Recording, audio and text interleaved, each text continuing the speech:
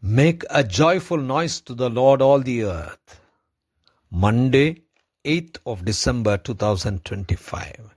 For our meditation this morning, I have chosen from the book of Prophet Micah, chapter 4, verse 3. He shall judge between many peoples, and shall decide for strong nations far away. And they shall beat their swords into plowshares, and their spears into pruning hooks. Nation shall not lift up sword against nation, neither shall they learn war anymore. Good morning, friends. The mountain of the Lord brings peace and justice. Let us meditate upon this verse. The theme for this morning's meditation is peace with justice. Here we understand the Lord speaks through Micah the prophet about God's plan of having a mountain, a place higher than every place, a place where everybody can come in, a place where there would be peace, a place there would be transformation from hatred and war to peace and forgiveness. What an amazing, wonderful situation which is being talked about. And in this verse we see an extremely wonderful expression of transformation.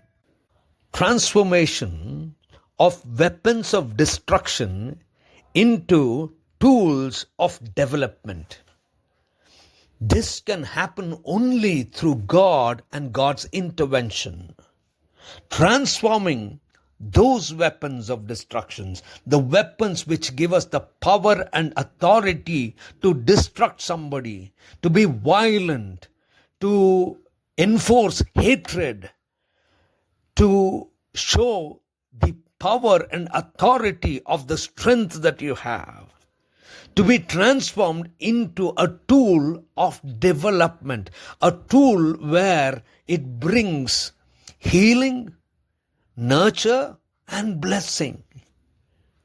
This verse talks about how God changes those who use swords into plowshares.